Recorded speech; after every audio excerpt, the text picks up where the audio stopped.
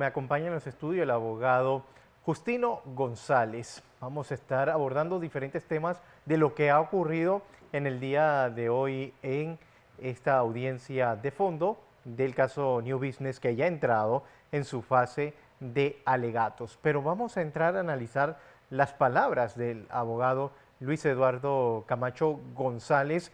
Abogado, gracias por estar con nosotros.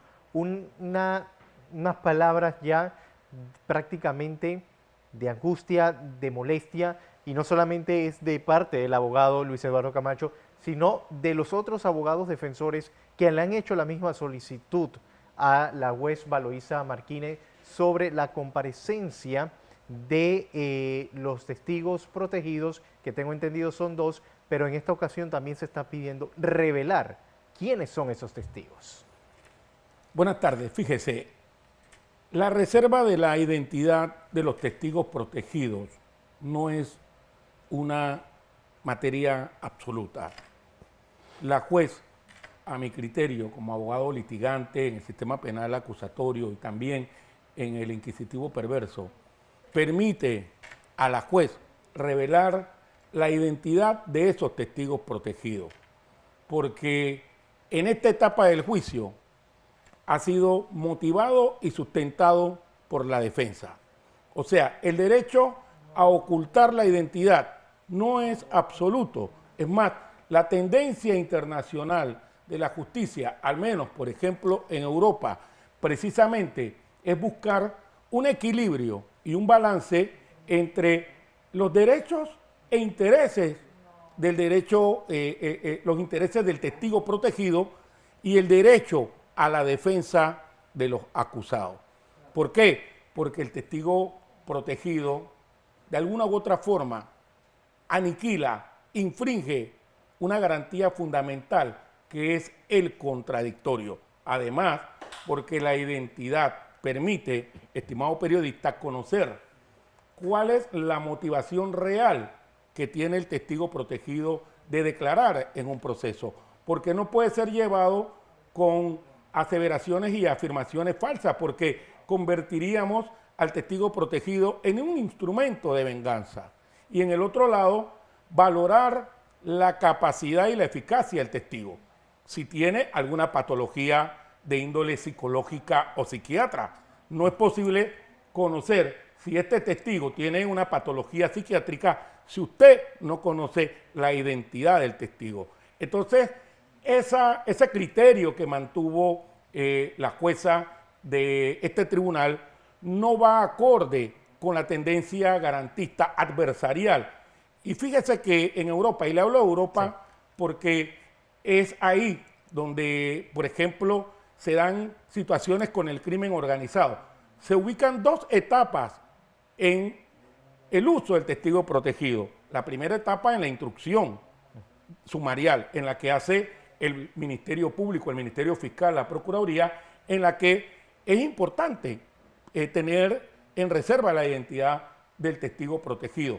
Pero esa reserva de su identidad debe estar motivada en un peligro inminente de su vida, de sus bienes, la integridad de su familia. Debe estar motivada, no puede ser antojadiza. Usted no puede poner a un testigo protegido de forma antojadiza sin que lo motive. Y la tendencia internacional es qué papel juega el testigo protegido en la fase del plenario, que era la que estábamos o la estamos desarrollando en este momento. Algunas legislaciones avanzadas en el sistema adversarial y en el sistema acusatorio advierten que el abogado defensor, siempre que motive y sustente, puede pedirle al tribunal la revelación de la identidad de los testigos. En otras latitudes se maneja el testigo oculto, que es el que usted no conoce el nombre, pero sí conoce, puede declarar, o el que, al revés, sería lo contrario. Pero al final de la jornada, esa no era una... O sea, la norma no puede ser interpretada de forma absoluta, porque tiene que ser proporcional a la pregunta que sugiere la respuesta de la juez Valoisa. los intereses de los testigos protegidos están en equilibrio, están en contraposición de los intereses de la defensa, de la inmediación, del contrainterrogatorio. Esa era la ponderación que tenía que hacer la juez.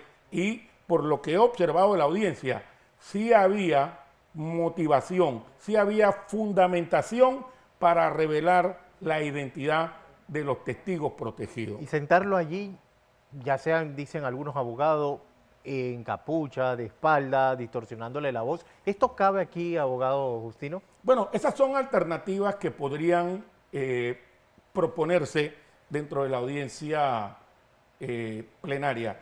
Sin embargo, yo soy un poco más garantista en ese aspecto, un poco más directo y defensor de las garantías y los derechos del acusado.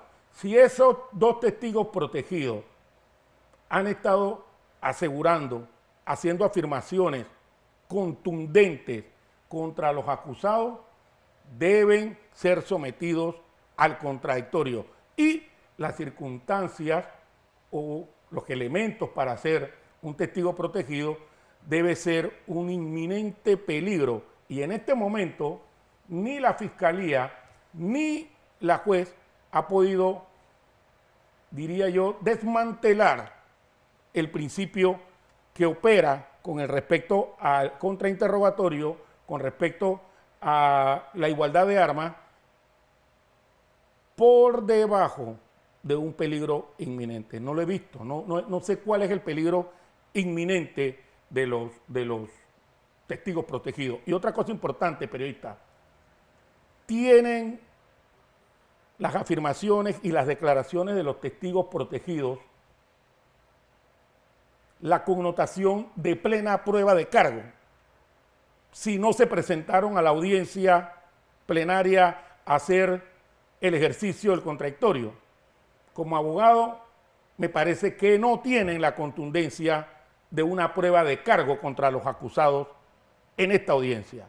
Y no la tienen porque se perdió precisamente el elemento de contradecir sus afirmaciones, porque sus afirmaciones pueden ser motivadas por otras circunstancias. Y además, la juez de este proceso, de esta audiencia plenaria, debe estar clara, porque así lo dice, se ha planteado en jurisprudencia, y así es la tendencia internacional, que no puede ser una prueba fundamental de cargo. Solamente puede ser, a mi juicio, un acto secundario. Fíjese cómo yo lo califico. Un acto secundario que busca corroborar las acusaciones o el resto de las pruebas que concurren en el expediente. Pero para mí, la fuerza de testigo de cargo directo de estos personajes ocultos se desvaneció con su no comparecencia a la audiencia de News Business en la que debieron enfrentar. Porque al final de la jornada habría que hacer la valoración y soy repetitivo en esta parte. ¿Hay o no una justificación urgente para mantener la identidad del testigo? Me parece que no. Esa diferencia entre testigo protegido y calidad de testigo, ¿es igual? Bueno, un testigo es aquella persona que ha sido incorporada en el auto de llamamiento a juicio y que su testimonio aporta al objeto del debate de la acusación, al objeto del debate del proceso penal. Ese testigo debe ser aducido por alguna de las partes. Si es aducido por la fiscalía interroga y tiene que estar presente en la audiencia. La defensa contrainterroga, la defensa desacredita al testigo enervando contradicciones. El testigo protegido, a mi modo de ver, su objetivo, el espíritu de estas normas es precisamente lograr un elemento fundamental contra el crimen organizado en la medida en que exista el elemento fundamental, que es el peligro a su integridad física, el peligro a su vida, el peligro a sus bienes, las amenazas a sus familiares cercanos, las amenazas a sus hijos, a su esposa. Pero eso incluso en otras legislaciones como la europea está regulada, porque eso no puede ser absoluto. En algunos casos, y ahí hay que entrar a debatir sobre la eficacia del testigo protegido, señalar si el testigo protegido debe mantener esa condición durante todo el proceso, porque hay legislaciones que la levantan en la etapa plenaria. E incluso en legislaciones donde hay testigos protegidos, estos, después que la defensa sustente, el juez debe revelar su identidad. En el caso de Panamá, frente a las motivaciones que se han dado durante toda la audiencia y a la solicitud que hizo el abogado de la defensa, Camacho González, pienso que la juez tenía que aportar la identidad de los testigos protegidos. Esa era su responsabilidad, porque el debate no era si ella permitió que comparecieran o no comparecieran. Ella adoptará una decisión, tendrá que valorar las declaraciones de los testigos protegidos. Era conocer, ¿por qué? Porque ahora viene la fase de alegatos. Y la defensa requiere conocer quiénes fueron los testigos protegidos para poder armar en sus alegatos una extraordinaria defensa. Y vuelvo y reitero, tiene un valor de cargo directo la aseveración o las declaraciones de los testigos protegidos que no asistieron. Me parece que no, porque se vulnera el principio. Y mire, y hay algo que yo quiero decirle y que es absolutamente contradictorio, en el sentido de que, por ejemplo, nuestra normativa habla del testigo protegido con el objeto de garantizar derechos, de garantizar su vida, su integridad, pero a la vez suena, suena mal y es como una distorsión, es como algo contradictorio y perverso, que a la misma vez que habla de las garantías y derechos que debe tener el testigo protegido, pisotea el principio fundamental de la igualdad de armas, del contrainterrogatorio y esa inmediación en la evacuación de la prueba. Ese equilibrio de que la defensa pueda contrainterrogar a ese testigo protegido. Entonces resulta que en nuestra realidad criolla, en nuestra realidad nuestra, ¿qué vale más? ¿El principio de los derechos del testigo protegido o el derecho al contradictorio? Ahí es donde la jueza Valoisa debió haber hecho un balance, un equilibrio razonado jurídicamente y haber señalado en su exposición muy motivada ante el abogado Camacho González, no es posible, por ejemplo, revelar la identidad por esto, pero tiene que ser fundamentado, tangible, tiene que sentar las bases. E igual si hubiese decidido revelar su identidad, fundamentarlo, sentar las bases. Para mí, mantener la reserva de la identidad no es absoluta en nuestra norma. Y ahí entraba el manejo que debe dispensar el juez del plenario, que es la sana crítica, que es lo que impera para el que el juez valore. Yo espero que la juez Valoisa Martínez razonadamente en su sentencia que debe emitir, me gustaría leer cuál es el valor que le otorgará a los testigos protegidos, porque para mí, como abogado litigante y en muchos casos en el rol de defensa, no constituyen, y vuelvo y lo repito, un testigo de cargo directo. Es una especie de declaración secundaria para corroborar hechos. Mire que hasta allá lo reduzco. Sí, abogado, hoy inició la fase de alegatos y le toca 8 horas a la fiscalía, que los dos fiscales han decidido dividirla en 4 horas cada uno. Se tomó ese receso.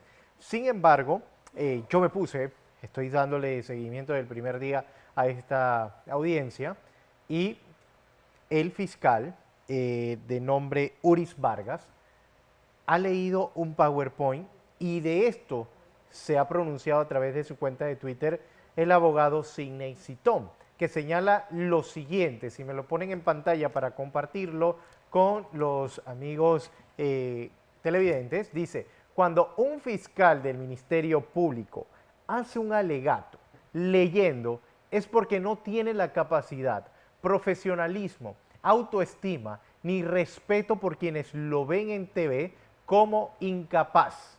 Justifiquen los miles de dinero que les regalan. Así lo ha mencionado el abogado Sidney Citón. Y yo le agrego algo más, abogado González, que se lo decía cuando estábamos conversando previamente.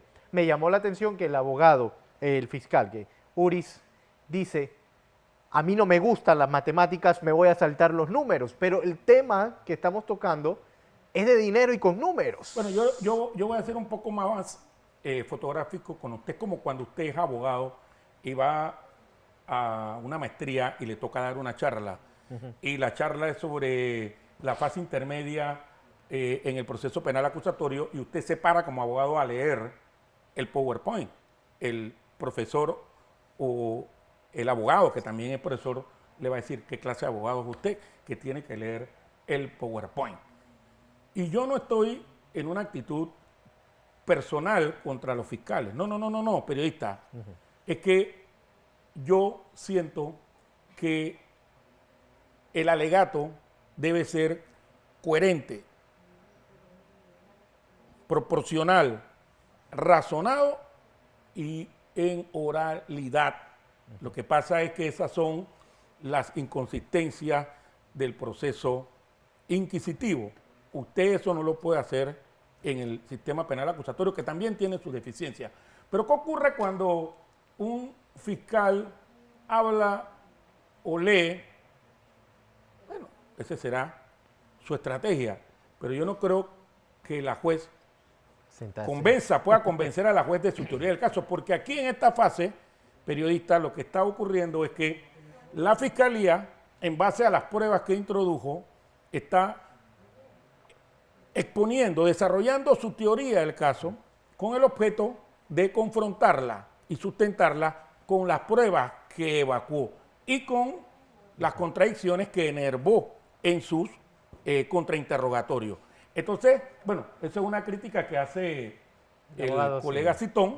Yo no lo haría. Sí. Yo haría un alegato oral, porque nadie me va a parar a bola, como se dice en el argot popular. Abogado, el fiscal inició su fase de alegato diciendo, tacho a tal testigo, tacho tal testigo, para que nos explique qué él quiere decir a la audiencia con ese tacho a los testigos, que él considera que no se le debe tomar importancia a sus testimonios. Mire, en el alegato, usted esboza su teoría del caso y debe convencer a la fiscalía que la acusación que usted está sosteniendo en el plenario tiene fundamento y suficientes pruebas para lograr condena de los imputados.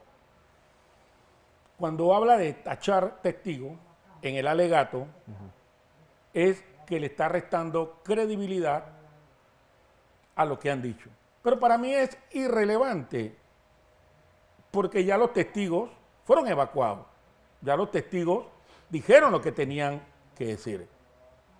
En estos juicios lo que usted tiene que hacer es esbozar su teoría del caso, sustentarla con las pruebas suyas y enervar las contradicciones de los testigos, en este caso de la defensa.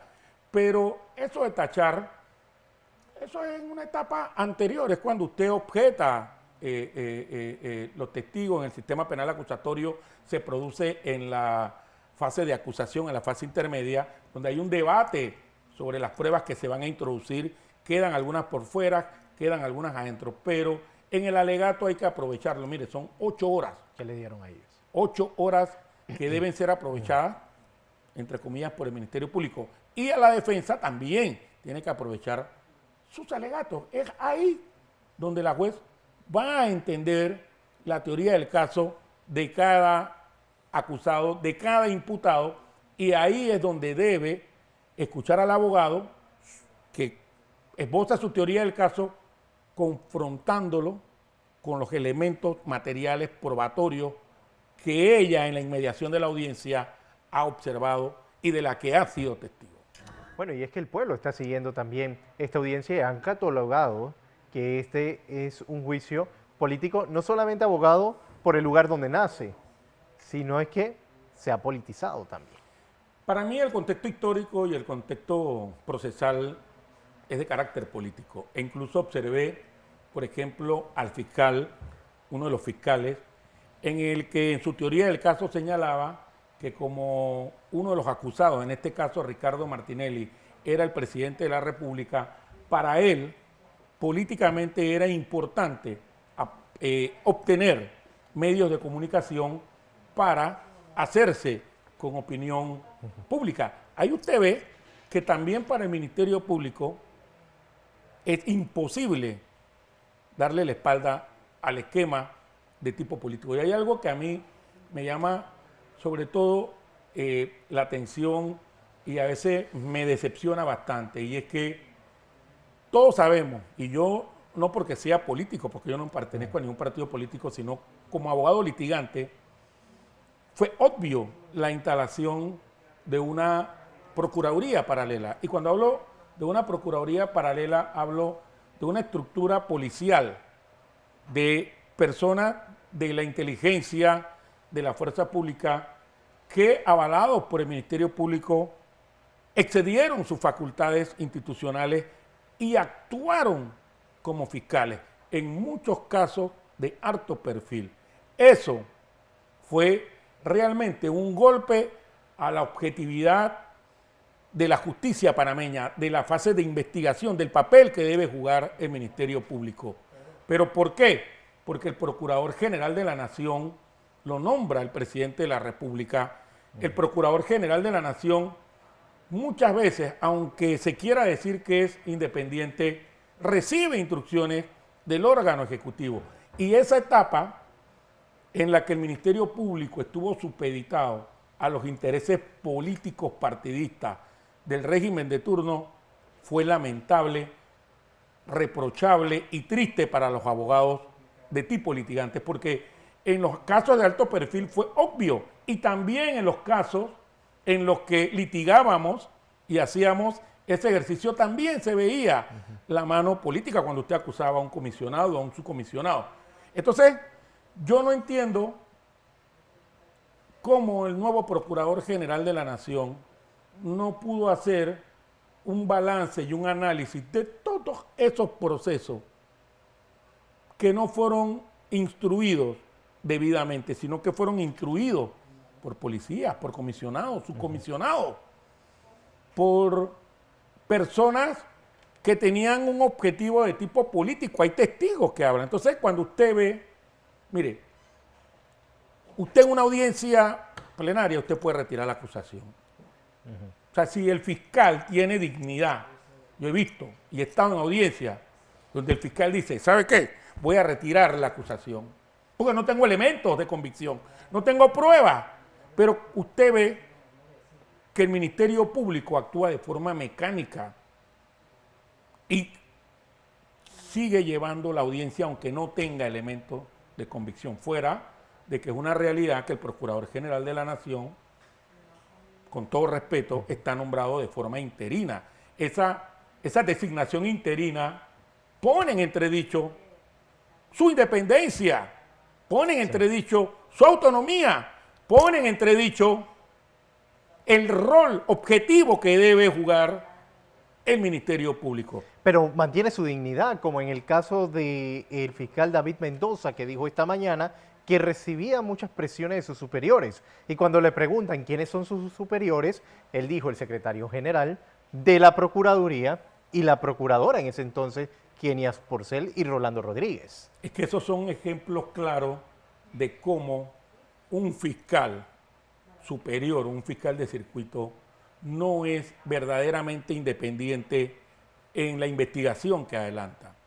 Y por eso que él habla de las presiones y habla de que al final se fue del Ministerio Público. Usted no puede tener a un fiscal y tratarlo como un empleado, como un jornalero jurídico. El fiscal debe tener un criterio, usted no puede influir en la decisión del fiscal. Pero esa etapa, quizás debo cambiar el nombre de la Procuraduría Paralela, esa etapa policíaca, nefasta, en que los órganos policiales y de seguridad del Estado determinaban quién eran delincuentes, cuáles eran las pruebas que te metían. Esa etapa debe ser superada en este momento. Sí, y no es que tenga nada personal contra el procurador o la procuraduría, pero el procurador debió haber evaluado y analizado todos estos casos que fueron instruidos dentro de un contexto político partidista, porque al final estamos hablando de venganza política. Sí. Entonces, el procurador en este país o la Procuraduría General de la Nación es sencillamente vulnerable en sus decisiones por el órgano ejecutivo. Mire, yo cuestiono, y no es que me esté saliendo el tema, las decisiones que hace la Procuraduría General en cuanto a los jefes policiales de la fuerza pública del gobierno en turno. Usted ve que nunca los procesan. ¿Pero por qué? Porque es que quien da la orden, ¿quién es? O sea, Sí. ¿quién manda? Bueno, eso es algo que habría, pero se permea en las decisiones de la Procuraduría General de la Nación, decisiones de tipo político. Bien, otra cosa que se ha hablado es si los fondos son lícitos o ilícitos, y la mayoría de los testigos dijeron son lícitos. Y también se ha demostrado que todos los testigos que pasaron también, incluso hasta el propio perito del Ministerio Público dijo, los fondos son lícitos. Así lo recordó el abogado Sidney Citó. No, en la comparecencia en el día de hoy de un perito por parte de la defensa del expresidente Ricardo Martinelli y también del ex fiscal David Mendoza, para que me dé su análisis. Aquí hay dos cosas que hay que rescatar hoy. La primera, que el perito, el licenciado Guerrero, fue enfático y explicó que todos los recursos que puso Ricardo Martinelli de su parte para la compra de su participación en el tema de PASA provinieron de cuentas personales y de cuentas a nombre de empresas que estaban debidamente depositados en bancos y que nunca hubo un reporte ni de oficial de cumplimiento, ni de la superintendencia, ni de la UAF, y mucho menos existió una investigación o un proceso por corrupción de servidor público, ni peculado como delito subyacente, es decir, como antecedente al blanqueo de capitales. Ha quedado claro por parte del perito Guerrero de que los fondos de Ricardo Martinelli provienen de entidades bancarias y no tienen ningún reparo y son de fuente lícita. Y que el informe que presentó el perito del fiscal en ningún momento señaló que había fondos ilícitos. Y lo segundo es la declaración del ex fiscal Mendoza en cuanto a que Kenia Porcel, procuradora de la Nación, y Rolando Rodríguez, de la provincia de Chiriquí, secretario general para ese entonces, fueron las personas que lo presionaron para que decretase indagatoria a Ricardo Martinelli y medidas cautelares. Esto ya se había repetido en el caso Pinchazo, pero es una reiteración de la manipulación y la aberración con la que se ha manejado el Ministerio Público en los últimos 9 años.